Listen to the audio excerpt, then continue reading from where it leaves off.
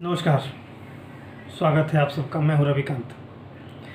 भारतीय दर्शन पद्धति में एक दर्शन है चार्वाक, निहायत ही जड़वादी और निहायत ही भौतिकवादी।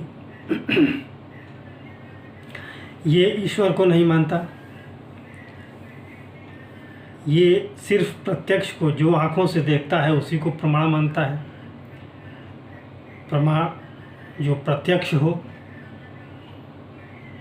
आँखों से देखकर, कानों से सुनकर, जिह्वा से चखकर, त्वचा से स्पर्श करके, नाकों से सूंघकर, माने जो प्रत्यक्ष है उसे वही प्रमाण है। ये निहायत ही भौतिकवादी मत है चार्वाक।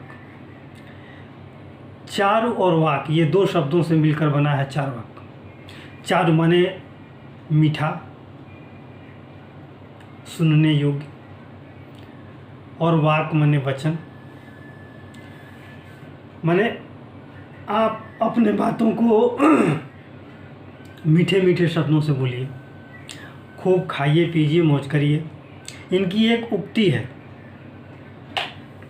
ये आत्मा को नहीं मानते, परमात्मा को नहीं मानते, वेदों को नहीं मानते।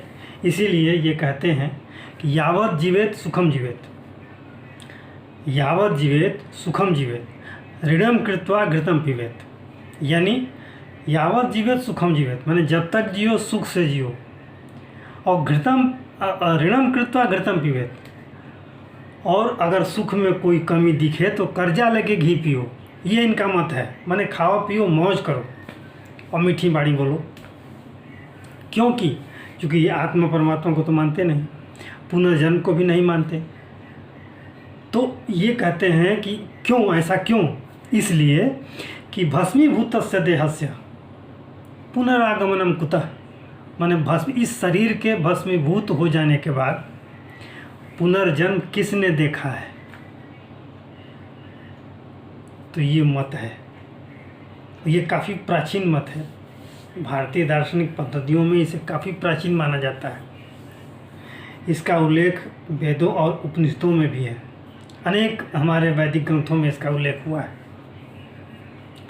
तो ये चार्वाक निहायत ही जड़वादी दर्शन है, और इसकी सबसे बड़ी उक्ति, इसके व्यवहार से ही इसको लोकायत दर्शन भी कहा जाता है। माने लोक में प्रचलित खाओ पियो मौज करो वाला दर्शन है ये, इसीलिए इसे लोकायत कहा जाता है। इसकी इस उक्ति को बड़े महत्व के साथ चर्चा में शामिल किया जाता है कि यावत जीवेत सुखम जीवेत, ऋणम कृत्वा घृतम पिबेत, क्योंकि भस्मीभूतस्य देहस्य पुनरागमनम कुतः। जब तक जियो सुख से जियो, यानी खाओ पियो मौज करो, मौज में कमी हो तो कर्जा लेके घी पियो, क्योंकि भस्मीभूतस्य देहस्य पुनरागमनम कुतः। इस शरीर के भस्मीभूत हो जाने के बाद पुनरागमन माने पुनर्जन्म किसने देखा है? अब मैं ये नहीं कह रहा कि आप लोग इस पर अमल करिए, एक दर्शन की विधा है जो मैं आपको बता रहा हूँ। तो आप सोचिए, जो भारतीय परिवेश है, जो भारतीय चिंतन पद्धति है, जो आध्यात्मिक चिंतन है भारत का, उसमें आस्था का और आध्यात्मिकता का विशेष महत्व है। और इसी भारत की धरती पर एक दर्शन ऐसा भी रहा है जो निहायत ही भौतिकवादी है, जो न आत्मा को मानता है, न अध्यात्म को मानता है, न ईश्वर को मानता है, न वैदिक ग्रंथों को मानता है, न किसी पूजा पद्धति को मानता है।